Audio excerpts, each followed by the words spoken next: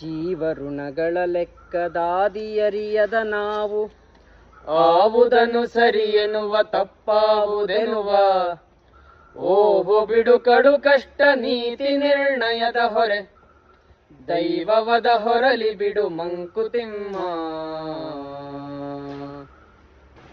ಚಂದ್ರು, ನಾವು ಒಳ್ಳೇದ್ ಮಾಡಿದ್ರೆ ಸ್ವರ್ಗಕ್ಕೆ ಹೋಗ್ತೀವಿ, ತಪ್ಪು ಮಾಡಿದ್ರೆ ಕೆಟ್ಟದ್ ಮಾಡಿದ್ರೆ ನರಕಕ್ಕೆ ಹೋಗ್ತೀವಿ, ಇದೆಲ್ಲ ಕೇಳಿರ್ತೀವಲ್ವಾ?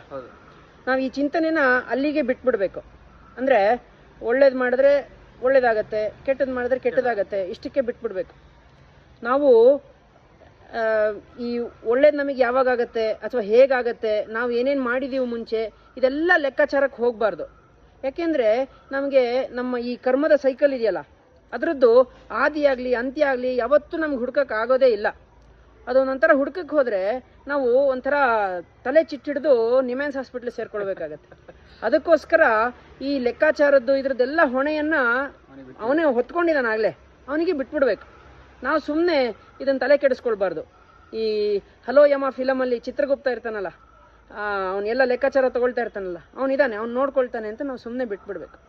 ನಮ್ಮ ಕೈಲಿ ಏನೂ ಇಲ್ಲ, ನಾವು ಒಳ್ಳೇದು ಮಾಡೋದಷ್ಟೇ ನಮ್ಮ ಕೈಲಿರೋದು ಅಂತ ನಾವು ನಮ್ಮ ಕೆಲಸ ನಾವು ಮಾಡ್ಕೊಂಡು ಹೋಗ್ಬೇಕು ಅಂತ ಹೇಳ್ತಾ ಇದ್ದಾರೆ ಗುಂಡಪ್ಪನವ್ರು. ದೈವವಾದ ಹೊರಲಿ ಬಿಡು ಮಂಕುತಿಮ್ಮ. ಅಷ್ಟೇ. ನಮಸ್ಕಾರಗಳು.